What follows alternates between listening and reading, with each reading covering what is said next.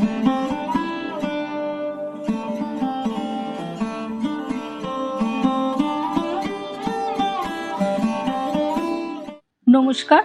বাংলা সেরা সাহিত্য চ্যানেলে সকলকে স্বাগত জানাই। আমি মিতা। আজ আমি আপনাদের শোনাবো আশাপূর্ণা দেবীর লেখা একটি গল্প, অপরাধ।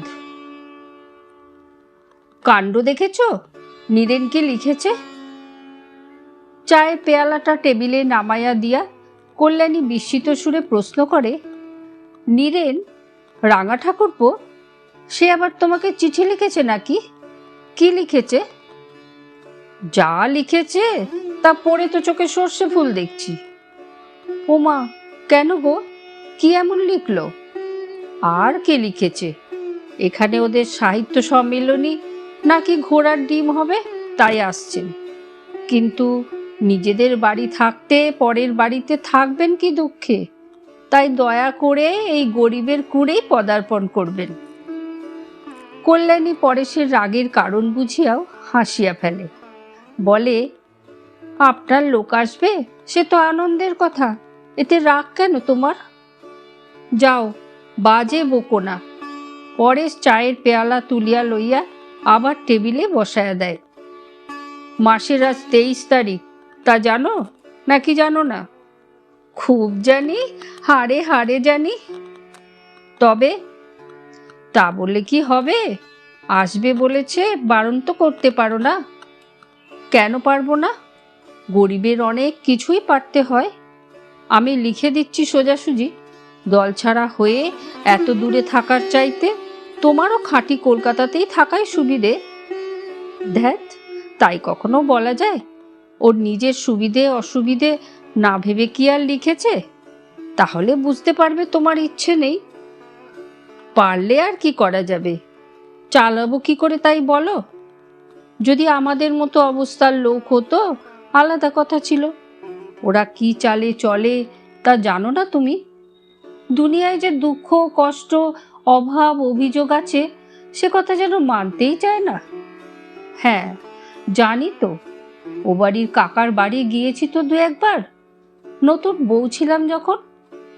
কি সুন্দর বাড়ি, কি চমৎকার সাজানো, কত গয়না খুড়িমার। তেমনি কি সুন্দর অহংকার, কি চমৎকার লম্বা চাল।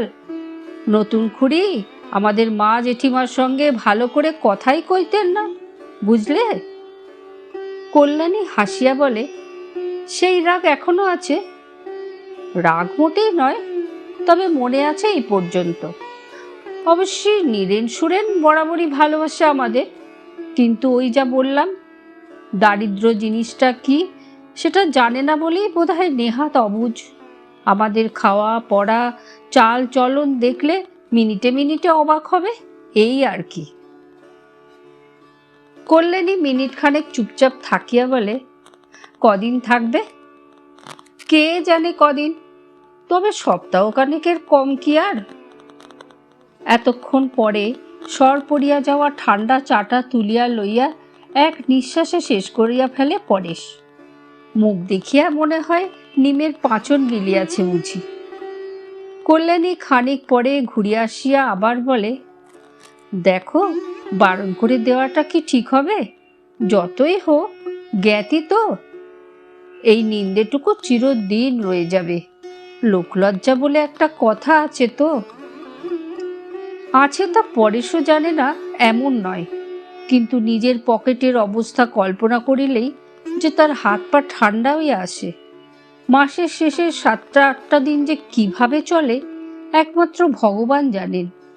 কল্যাণী তো লোকলজ্জার দোহায় পাড়িয়া নিজের বুদ্ধি বিবেচনার প্রমাণ দিল, কিন্তু বিবেচনার আরও একটা দিক কি নাই? পরেশের সারা মাসের সমগ্র সংসারের খরচ নীরেনের 1 মাসের সিগারেটের খরচ হওয়া বিচিত্র নয়, হয়তো আরো বেশি। তাহাকে ডাকিয়া আনিয়া 7 দিন চালানোই কি সোজা? কিছুটা অন্তত সৌষ্ঠব করিয়া চালানো। সৌষ্ঠব করিতে গেলে নিজেদের পরন পরিচ্ছদ বিছানা বালিশ সব কিছুর উপরই সাময়িক একটু প্রলেপ লাগাইতে হয়। অতিথির জন্য আহার আয়োজনে যেটুকু বৈচিত্র্য বা আড়ম্বর, অতিথির সঙ্গে সঙ্গে নিজেদেরও ভাগ পাইতে হয় তার। মাথার তেল, দাঁতের মাজন হইতে শুরু করিয়া চায়ের পেয়ালা, পিরিচ পর্যন্ত সব কিছুর উপর হইতে দারিদ্র্যের জীর্ণ বিবর্ণতা দূর করিতে গেলে কোথায় গিয়া ডুবিতে হয় তার কি হিসাব আছে? আর যদি দৈন্যের চরম রূপকে গোপন করার চেষ্টা মাত্র না করিয়া ভিক্ষুকের বেশে দাঁড়াও তো সে আলাদা কথা। হয়তো করুণার বশে উপহারের ছদ্মবেশ পরাইয়া কিছু সাহায্য করিয়া যাইতেও পারে নীরেন। কিন্তু কেন? চক্ষুলজ্জা জিনিসটা কি এত প্রবল পরাক্রমশালী? কল্যাণীর তাই মত। পরেশী যে একেবারে চোখের চামড়াহীন তাও তো নয়। অনেক ভাবিয়া চিন্তিয়ায় সে এমন অভদ্রের মতো প্রস্তাবটা করিতে চাহিতেছিল। কিন্তু ঘণ্টাখানেক ধরিয়া অনেক খসড়া করার পর লাঠি বজায় রাখিয়া সাপ মারা কৌশল সম্বলিত একখানি চিঠি খাড়া করিয়া কলমটি সবে নামাইয়া কল্যাণীকে ডাক দিয়াছে পরেশ। হঠাৎ উঠানের দরজার কাছে বহুদিন পূর্বে শ্রুত পরিচিত কণ্ঠটি বাজিয়া ওঠে। কই নতুনদা, খবর কি? বাড়িতে আছো টাছো তো? মুহূর্তের মধ্যে চিঠিখানা বিছানার তলায় চালান করিয়া দিয়া বিবর্ণ মুখে হাসি টানিয়া আনিতে আনিতে পরেশ ঘরের বাহিরে আসিয়া দাঁড়ায়। আরে তুমি আজকেই এসে পড়লে যে? এই তোমাকে চিঠি লিখতে বসছিলাম।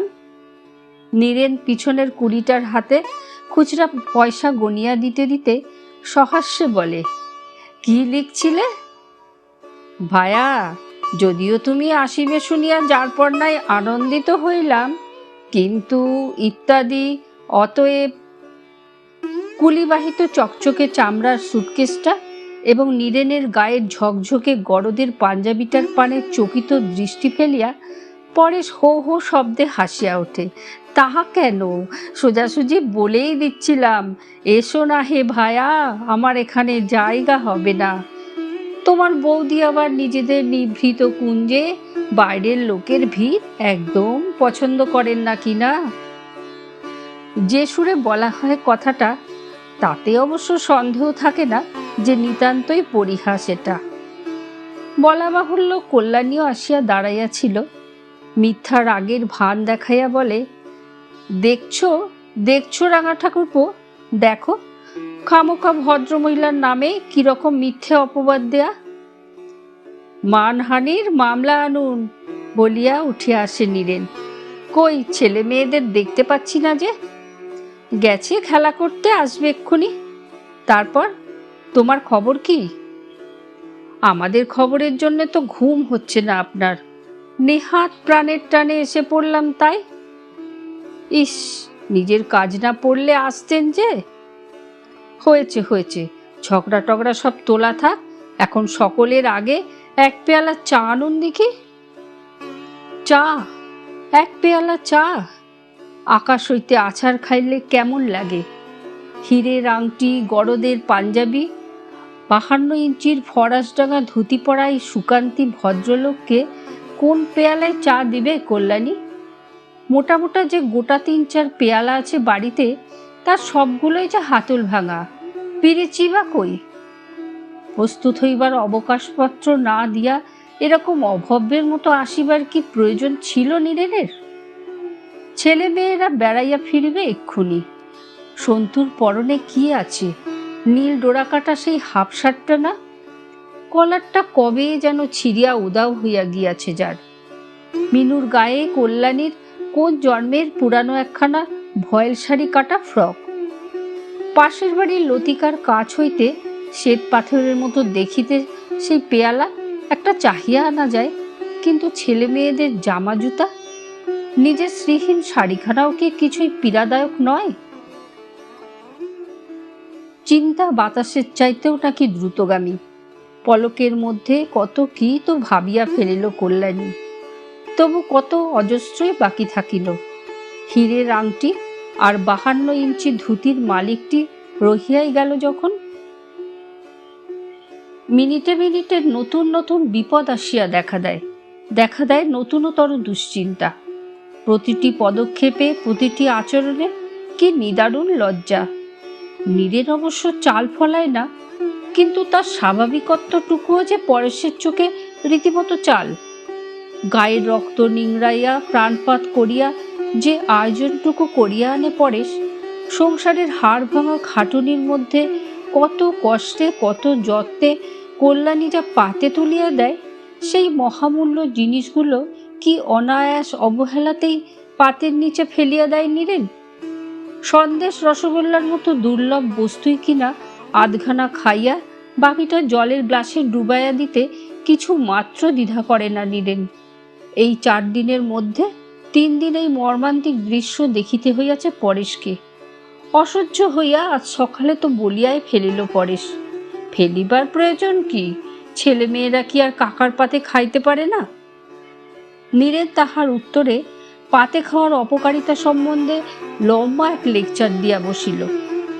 অবশ্য নীরেনের সামনে মান বাঁচাইতে ছেলে মেয়েদের ভাগ্যে উক্ত দুর্লভ বস্তু একাধটা যে না জুটিতেছে এমন নয়, কিন্তু সে তো তাতল সৈকতে বাড়ি বিন্দু মাত্র। তাছাড়া এক মুঠো পয়সা দিয়া কেনা জিনিস ফেলিয়া দেওয়া, মিষ্টান্ন যে আবার অতি মিষ্টত্বের অপরাধে পরিত্যাজ্য হইতে পারে এ কথা পরেশের ধারণার অতীত নয় কি? নোনতা খাবার কল্যাণী নিজের হাতে ভাজিয়া দিল। এ একদম ডালদার ব্যাপার দেখছি বলিয়া এক্কেবারে উঠানে। যতই হোক পশ্চিম হইতে আসিয়াছে নীরেন, কাজেই কলকাতার সবই ভেজাল মনে হয় তার কাছে। ফেলিয়া দিয়া অবশ্য ক্ষোভ করিল বিস্তর, কিন্তু সে ক্ষোভটা নিতান্তই সমাজ জীবনের দুর্নীতিজনিত ক্ষোভ, খাইতে না পাওয়ার জন্যে তো নয়, অপচয়ের জন্য নয়। 4 দিন পার হইয়াছে 4 বৎসরের দৈর্ঘ্য লইয়া। আরও 6 দিন নাকি থাকিতে হইবে নীরেনকে। সবে 26 তারিখ আজ, এখনো আরও কতদিন, এবারে আবার 31শে মাস। সভ্য সামাজিক আর চক্ষু লজ্জা সম্বলিত কল্যাণী এইমাত্র ফর্দ দিয়া গেল বাজারে। লিখিবার মুখে যা খুশি লিখিয়াছে, নাকি মাথাটা তা খারাপ হইয়া গেল তার? শ্রাবণ মাস শেষ হয় নাই এখনো, বলে কিনা ফুলকপি আর মটরশুঁটি, ইঁচড় আর সজনে ডাঁটাই বা নয় কেন তবে? মাংস, ডিম, ফুলকপি, মটরশুঁটি, বড় কই মাছ, অনেকগুলো বাগদা চিংড়ি, লাউ আর নারিকেল, কিশমিশ, আলু বকরা, কত ফিরিস্তি। এখানে এই শহরতলির বাজারে পাওয়া যাইবে না জানা কথা, কিন্তু কলিকাতার বাজারে লোক পাঠাইলে ঠিকই পাওয়া যায়। কিছু বকশিস দিলে লতিকার চাকরি আনিয়া দিতে পারে। অমনি তার সঙ্গে চিনি পাতা, দই ও সামান্য কিছু রাবড়ি। এটা কি হয়েছে? পরেশের কণ্ঠস্বর যতই চাপা হোক, ক্রোধটা ধরা পড়ে। শঙ্কিত কল্যাণী বলে, কি এই ফর্দ? এ কি আমার শ্রাদ্ধের ভোজের ফর্দ হয়েছে? চমকাইয়া মুখ তোলে কল্যাণী। এ কি, এমন রূঢ় কথা তো জীবনে উচ্চারণ করে না পরেশ। ম্লান মুখে বলে, কদিনই তো সোজাসুজি মাছ ভাত খাওয়ানো হলো, যাবার আগে 2-1 দিন একটু বিশেষ না করলে। সোজাসুজি মাছ ভাত করতে এই 4 দিনে 13 টাকা ধার হয়েছে আমার, তা জানো? ধার মনে করলেই আমার মাথা খারাপ হয়ে যায়, আর একটি পয়সাও ধার করতে পারবো না, ব্যাস। কল্যাণী ছলো ছলো চোখে বলে, আর এই যে রাঙা ঠাকুরপো সন্তু মিনুকে কত টাকার খেলনা এনে দিল কাল কলকাতা থেকে, ছবির বই দিল 3-4 খানা, কোনো না 20-25 টাকার জিনিস হবে। বেশিও হতে পারে বুঝলাম, কিন্তু আমার তাতে কি সাশ্রয় হলো? খেলনা বেচে তোমার কপি মটরশুঁটি আনা যাবে? ছল ছল চোখের কোণ বাইয়া 2 ফোঁটা জল গড়াইয়া পড়ে। কি ভয়ানক কটু কথা বলিতে শুরু করিয়াছে পরেশ। ও কেন বোঝে না কল্যাণীর এ আবদার শখের আবদার নয়, নিতান্তই সম্মান বজায় রাখার প্রশ্ন। কার সম্মান? পরেশেরই নয় কি? 5 টাকার ডাল ভাত খাইয়া নীরেন যদি 25 টাকার শোধ দিয়া যায়, খুব কি মুখ উজ্জ্বল হইবে পরেশের? তবু খাওয়া দাওয়ার আয়োজনটা তেমন ভালো করিতে পারিলে, যত্ন আত্মীর ভাব বেশি দেখাইলে কিছুটা মান থাকে তো। কে জানে, হয়তো যাওয়ার আগে আরও কিছু দিয়া যাইতে পারে। তখন কোন মুখে মুখ দেখাইবে কল্যাণী? কল্যাণী কে? নীরেন তো তার বাপের বাড়ির দিকের লোক নয়। মান সম্মান যা কিছু সবই তো পরেশের, অথচ এই সাদা কথাটুকু কিছুতেই বুঝিবে না পরেশ। ধার করা খুব খারাপ নিশ্চয়ই, কিন্তু নীরেন তো বারে বারে আসিবে না। জীবনে আর কোনোদিনই হয়তো সুযোগ মিলিবে না তার আত্মীয়তার উপহারের শোধ দিবার। পরের মাসে না হয় আরো কষ্ট করিয়া চালানো যাইবে, এখনকার মতো তোর মান রক্ষা হোক। কিন্তু না, পরেশ যেন বুনো ঘোড়ার মতো জেদ ধরিয়া বসিয়া আছে। অনেক তর্কের পরও ধার আর 1 পয়সাও করিতে রাজি হয় না সে। হ্যাঁ, ভালো ভালো দামি জিনিস আনিয়ে দিবে না কেন? কল্যাণীর দিক টাকা, যদি তেমন সঞ্চিত অর্থ তার থাকে কোথাও। হায় ভগবান, পরেশ কি জানে না কল্যাণীর কোথায় কি আছে? একটি ফুটো পয়সাই কি কল্যাণীর নিজের বলিয়া তোলা আছে কোথাও? সোনা বলিতে 1 ছিটে তাই কি বজায় আছে? সন্তুর টাইফয়েডে সেবার রাং রত্তিটুকুও গেছে যে। তবু রাগে দুঃখে একটা অবিমিশ্রকারিতা করিয়া বসে কল্যাণী। বলে, বেশ, তুমি ধার করে করো, এখন শোধ দেব আমি। বটে নাকি? তা বেশ ভালো। বেশি করে কিছু নাও না, বরং যাবার সময় নীরেনের বউ ছেলের নাম করে 1 হাঁড়ি মিষ্টিও দেওয়া যাবে 10 টাকা দিয়ে। কুটিল একটু হাসিয়া পরেশ ফর্দটা হাতে বাহির হইয়া যায়। কিছুক্ষণ পরে নীরেন আসে। যা ভয় করিয়াছে কল্যাণী ঠিক তাই। কলিকাতা হইতে কল্যাণীর জন্য দামি একখানা শাড়ি আনিয়া হাজির করিয়াছে নীরেন। ছি ছি, এ কি কাণ্ড রাঙা ঠাকুরপো! না ভাই, কখনো না, এ শাড়ি আমি নিতে পারবো না। শুধু শুধু তুমি কেন এত খরচা করবে? নীরেনকে কথায় হারানো সহজ নয়, রাগ করে না, হেসে বলে, শুধু শুধু মানে কি? অর্থের সার্থকতা তো নারীর অঙ্গে। ধরুন, এই টাকার যদি আমি ট্রাউজার করিয়ে আনতাম, তাকে দেখতো কেউ? আর শাড়ি কিনে শুধু নিজের চোখের সুখই নয়, পছন্দর তারিফটা উপরই পাওয়া। আচ্ছা বলুন, পছন্দ আছে কি না আমার? খুব আছে, কিন্তু যাকে মানায় তাকেই তো দেওয়া উচিত ভাই।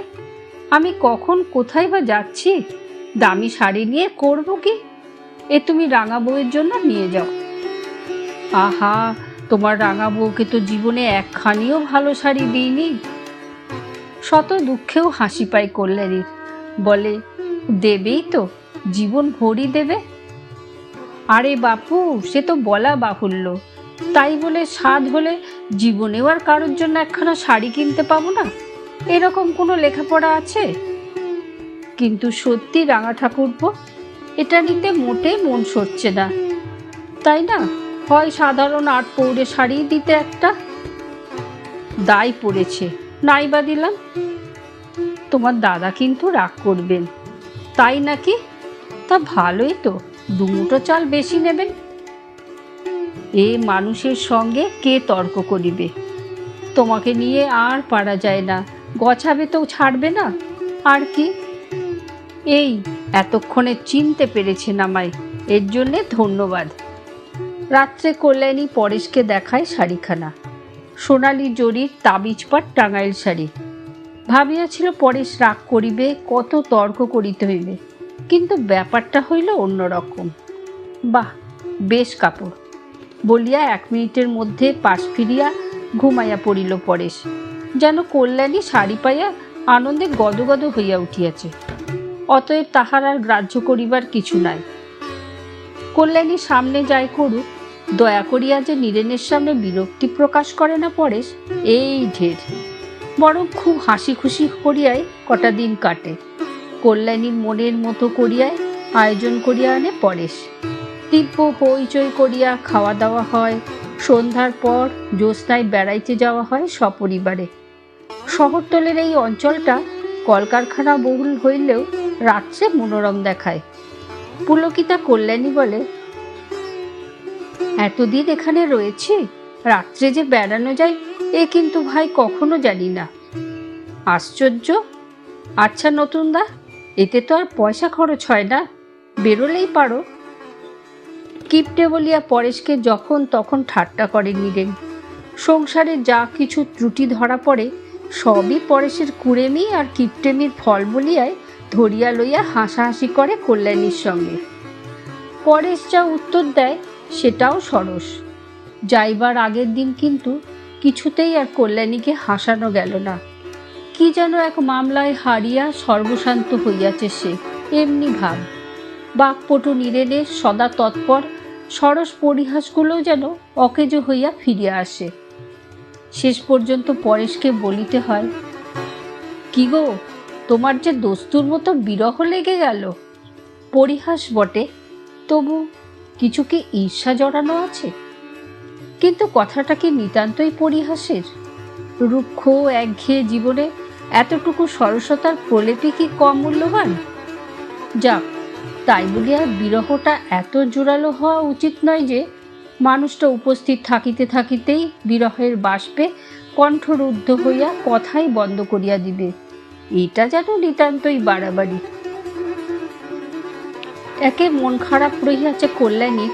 পরদিন আবার ঘটিল একটা বিশ্রী ঘটনা। সোনার বোতাম শুদ্ধ সিল্কের শার্টটা পরশু না কবে যেন দালানের আলনায় রাখিয়াছিল নীরেন। এমন তো প্রতিদিনই রাখে। খোঁজ করিতে গিয়া দেখে জামা আছে, বোতাম নাই। অথচ ঝি চাকর বলিতে কিছুই নাই কল্যাণীর সংসারে। খোয়া গেল বোতাম জোড়াটা। আর ঠিক সেইটাই যেটা নীরেনের বিবাহের আশীর্বাদী জিনিস। সারা সকাল সারা বাড়ি তোলপাড় করিয়া বেড়ায় পরেশ। সম্ভব অসম্ভব সকল জায়গায় খুঁজিয়া খুঁজিয়া হয়রান হইয়া পড়ে। পরেশের বাড়ি বেড়াইতে আসিয়া ক্ষতিগ্রস্ত হইল নীরেন। এটা যেন পরেশেরই কি এক অপরাধ। কল্যাণীও চিন্তাক্লিষ্ট ম্লান মুখে নীরবে কাজকর্ম করিয়া যায়। নীরেন নিজে কিন্তু খোঁজাখুঁজির মধ্যে যায় না, গুম হইয়া থাকে। বড় বেশি যেন বিচলিত দেখায় তাকে। কি যেন অগাধ ক্ষতি হইয়াছে তার। অথচ সামান্য একজোড়া বোতাম, ভরি দেড়েকের বেশি সোনা নাই যাহাতে। এটুকু ক্ষতি সত্যিই কিছু আর মারাত্মক নয় নীরেনের পক্ষে। বিবাহে পাওয়া জিনিস বলিয়াই কি? খুঁজিয়া খুঁজিয়া শেষ পর্যন্ত হাল ছাড়িয়া দেয় পরেশ। প্রায় কাহিল হইয়া বসিয়া পড়িয়া বলে, না, কোথাও পাওয়া গেল না। আশ্চর্য। আশ্চর্য হবার কিছুই নেই। নীরেন গম্ভীর মুখে বলে, জানতাম পাওয়া যাবে না, মিথ্যে খাটলে। তার মানে কি নীরেন? আহত স্বরে পরেশ বলে, তোমার কথার টোনটা তো ভালো নয়। তোমার কি কোনো সন্দেহ হচ্ছে? সন্দেহের কথা হচ্ছে না। জামায় পরানো বোতাম রাতারাতি উড়ে গেলে খাটের তলা ট্রাঙ্কের পিছনে খুঁজে বেড়ানো নেহাত বাজে খাটুনি, এই কথাই শুধু বলেছি আমি। পরেশ ক্রুদ্ধ গম্ভীর স্বরে বলে, দেখো নীরেন, গরিব হলে ইতর হয় না। যাক, খুব শিক্ষা হলো। শিক্ষা আমারও কিছু কম হলো না নতুনদা, তবে দুঃখের শিক্ষা। যাক, অভিজ্ঞতার মূল্যও সর্বদা দিতে হয় বই কি। কিন্তু অনুরোধ করছি, আর অনর্থক খোঁজাখুঁজি করে বেশি শো করো না। তুমি কি তাহলে বলতে চাও? আমি এক তিলও কিছু বলতে চাই না। দয়া করে আলোচনা বন্ধ করো নতুনদা, আর ভালো লাগছে না। দ্বিতীয় আর কোনো কথা না বলিয়া কোথায় যেন বাহির হইয়া যায় নীরেন। নীরেন বাহির হইবা মাত্র পরেশ রান্নাঘরের দরজায় আসিয়া ভীষণ মুখে বলে, তোমার সঙ্গে কথা আছে, শুনে যাও। কি কথা? ভারী ক্ষীণ লাগে কল্যাণীর কণ্ঠস্বর। কাল যে 32 টাকা দিলে, কোথায় পেয়েছো সে টাকা? ছিল। ছিল? কিন্তু এমন কোথায় ছিল বলতে পারো যে এতদিন ধরে এই সংসার রাক্ষসীর হাত থেকে বাঁচিয়ে রাখতে পেরেছ? লতিকার কাছে রেখে দিয়েছিলাম। কল্যাণী, তাকাও আমার দিকে, মুখ তোলো। ছি ছি কল্যাণী, এত ইতর হয়ে যেতে পারো তুমি? এ যে কল্পনার বাইরে। উফ, এই মাত্র বড় মুখ করে বলে এলাম, গরিব হলে ইতর হয় না। দুই হাতে চুলের মুঠি চাপিয়া ধরিয়া টানিতে থাকে পরেশ। রগের শিরা ওঠা রক্তচক্ষু ভীষণ দর্শন মুখখানা দেখিয়া পরেশ বলিয়া চেনা শক্ত। তুমি কি মনে করছো আমি? আবেগে থরথর করিয়া পাংশু ঠোঁট দুইখানা কাঁপিয়া ওঠে কল্যাণীর। আমি? শুধু আমি? যার জিনিস চুরি গেছে সেও কি মনে করতে বাকি রেখেছে? উফ ভগবান, কি মনে হচ্ছে জানো কল্যাণী? কারখানা থেকে আর যেন না ফিরতে হয়। মেশিনের দাঁতে আটকে বয়লারের মধ্যে পড়ে গিয়ে যেমন করে হোক এই ঘৃণ্য জীবনের শেষ হয়ে যায় যেন। বলিতে বলিতে যেন নিজেকে আর সামলাইতে পারে না পরেশ। ঘৃণ্য ও ধিক্কারের তীব্র তিক্ত কটু কথায় যত কিছু ভাষা জানা ছিল তাহার, সবগুলি উচ্চারণের পর অবশেষে ঊর্ধ্বশ্বাসে কারখানায় ছোটে। কলের বাঁশি বাজিয়াছে কি আজ? পরেশ তো চলিয়া গেল। নীরেন সেই গেল আর ফিরিল না, নাকি? ফিরিল বই কি, যাত্রার আয়োজন করিতেও তো আসার প্রয়োজন আছে কিছু। তাছাড়া আরও একটা প্রয়োজন কি নাই? বিদ্রুপের ছলে কল্যাণীকে দু একটা কথা শুনাইয়া দিবার ইচ্ছাটাকে দমন করিতে পারে না কিছুতেই। বেশি কথা নয়, শুধু এইটুকু, শ্রদ্ধা করিয়া ভালোবাসিয়া কেউ একখানি শাড়ি উপহার দিলে তোমার গ্রহণ করিতে আত্মসম্মানে আঘাত লাগে। কেমন লাগে না শুধু এইভাবে উঞ্ছবৃত্তি করিতে? স্ত্রীলোক মাত্রেই কি অভিনেত্রী? কল্যাণী, কিশোরী বালিকার মতো সহজ সরল কল্যাণী, অন্তত নীরেনের ধারণা ছিল তাই। সেই কল্যাণী যেন আকাশ হইতে আছাড় মারিয়াছে নীরেনকে। চোখ বুজিয়া অস্বীকার করিবারও পথ রাখে নাই যে। সরল শব্দটার অপব্যবহার করিয়া কাজ নাই। ঘরের মেঝেই অপরাধের প্রমাণপত্র ফেলিয়া রাখিয়া যে নিশ্চিন্ত চিত্তে ঘুরিয়া বেড়াইতে পারে, মূর্খ বলাই উচিত তাহাকে।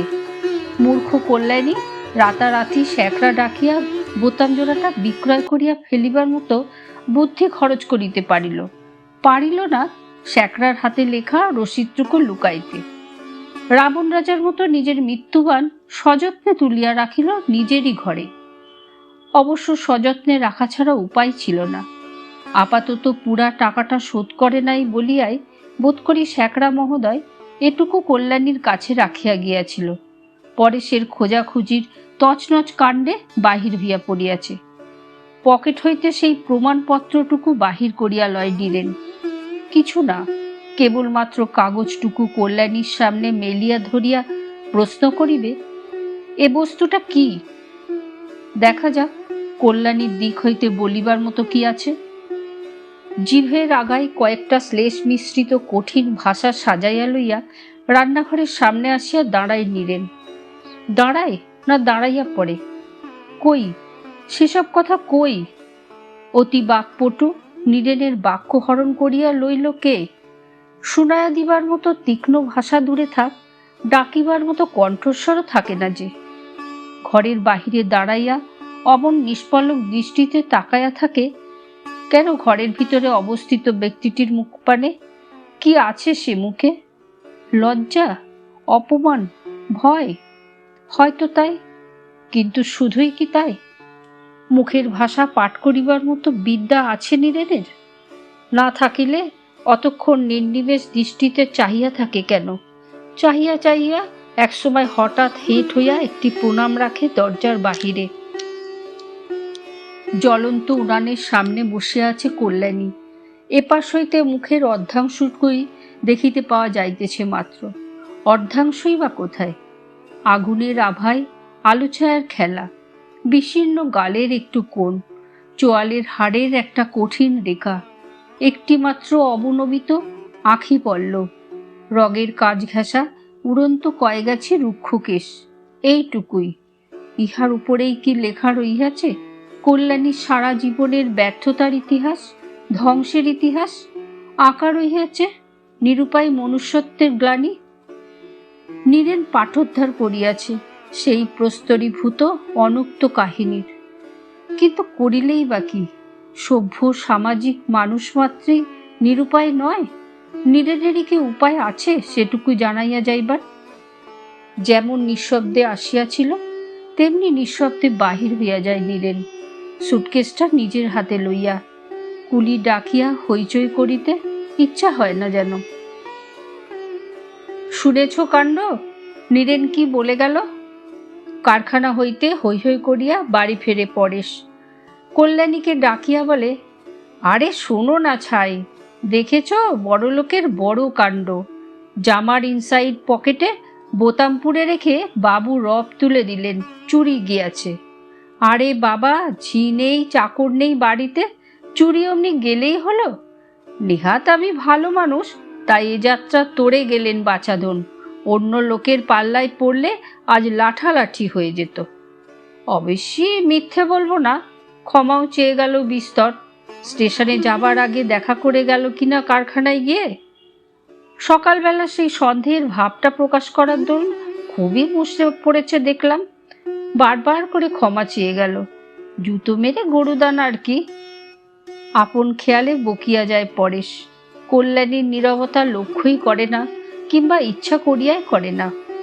নিজের কঠিন ব্যবহারের স্মৃতিটা ভুলাইয়া দিতে চায় কতকগুলো মুখের কথা কইয়া। লক্ষ্য করিলে দেখিতে পাইত, কিন্তু কি জানি পাইত কিনা। দেখিবার চোখ সকলের থাকে কি? সকলের ক্ষমতা থাকে মুখের ভাষা পাঠ করিবার? ধন্যবাদ। গল্পটি যদি আপনাদের ভালো লেগে থাকে তাহলে লাইক করুন, শেয়ার করুন, কমেন্ট করুন, সাবস্ক্রাইব করুন আর ডান দিকের বেল আইকনটি প্রেস করুন।